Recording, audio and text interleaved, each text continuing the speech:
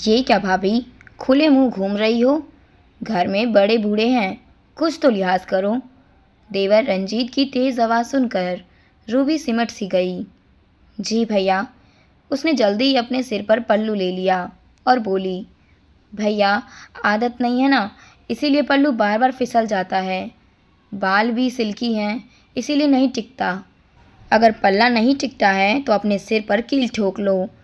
रंजीत ने गुस्से और व्यंग से कहा। रूबी चुपचाप खड़ी रह गई। वह एक आधुनिक एवं स्वतंत्र विचारधारा वाले परिवार में पली बड़ी थी। उसने कभी अपने घर में ऐसा देखा ही नहीं था, पर नई नई शादी होने के कारण वह सब रीति रिवाज निभाए जा रही थी। रूबी की शादी को कुछ ही दिन हुए थे। वह भी घर में सभी को समझने की कोशिश कर रही थी। अमोल से पहली मुलाकात में ही उसे प्यार हो गया था और उसने शादी करने का निश्चय कर लिया। सास ससुर, दादा दादी, ननद और देवर, पूरा उसका ससुराल था। उसका देवर रंजीत उच्च शिक्षा प्राप्त था। वैसे तो अपने आप को आधुनिक कहता था, पर भीतर से पूरी तरह रूढ़िवादी था। हर बात पर रूबी को टोकता था। कभी कपड़ों पर ठीक से पल्लू न लेने पर, तो कभी कभी गोल रोटी न बनाने पर, कभी सब्जी में मसाले की शिकायत, तो कभी और कुछ। हर बात में मीन मेख निकालने में जैसे उसे मज़ा आता था।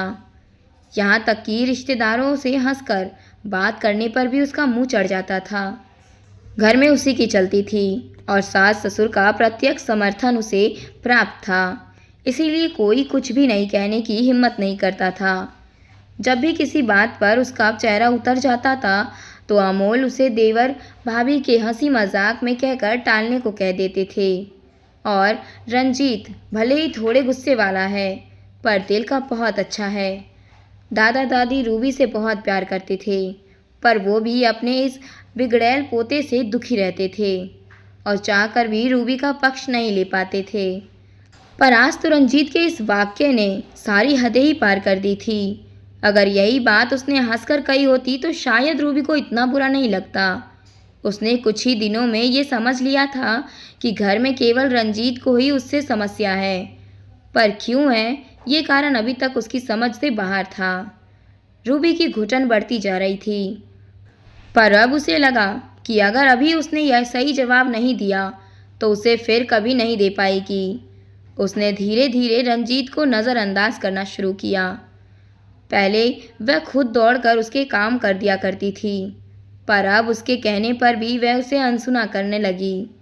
इससे रंजीत की चिढ़ और बढ़ गई।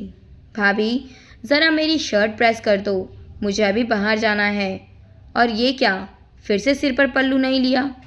ज़रा थोड़ी शर्म तो लिहाज तो करो।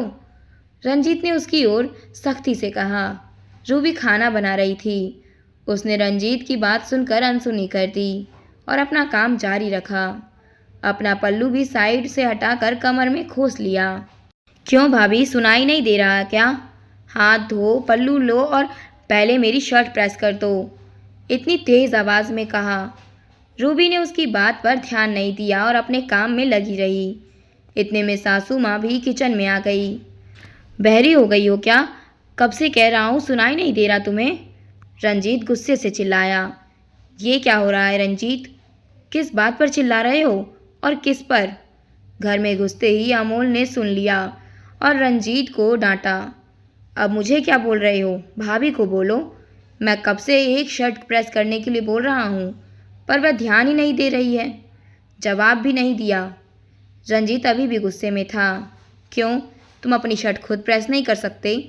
वह भी काम कर रही है ना, और तुम्हें कम से कम जवाब तो देना चाहिए। अमोल बोले। जब उन्होंने मुझे बहरी कह दिया है तो फिर मुझे उनकी कोई बात सुनाई नहीं देती। अगर वह मुझसे तमीज़ से बात नहीं कर सकते हैं तो मैं क्यों सुनूं? बड़ों की इज्जत व्यवहार और संस्कार से ही होती है, पल्लू से नहीं। उनकी ये दादागिरी अब मुझ पर नहीं चलेगी। मैं उनकी पत्नी हूँ, उनकी नौकरानी नहीं। रूबी ने ठहराव से जवाब दिया। तो ऐसा कौन सा पहाड़ टूट पड़ा? बच्चा ही तो है, ऐसे ही मजाक में कह दिया। इसमें इतना बुरा मानने वाली कौन सी बात हो गई? सासू माँ ने रंजीत का पक्ष लेते हुए कहा। नहीं मम्मी, ये अब कोई बच्चा नहीं रहा। और देखा जाए तो उम्र में रूबी से बड़ा ही है। मैं भी अभी तक इसके व्यवहार को देवर भाभी के हंसी मजाक के रूप में लेता रहा, पर दिन इसका व्यवहार खराब होता ही जा रहा है। रंजीत, चलो माफ़ी मांगो रूबी से और आइंदा तमीज़ से बात करना। बड़ी भाभी है तुम्हारी, अमोल ने सख्ती से कहा। रंजीत का सिर झुक गया और उसने रूबी से माफ़ी मांग ली। रूबी को अमोल पर गर्व हुआ कि आज उन्होंने अपनी पत्नी के सम्मान की रक्षा की।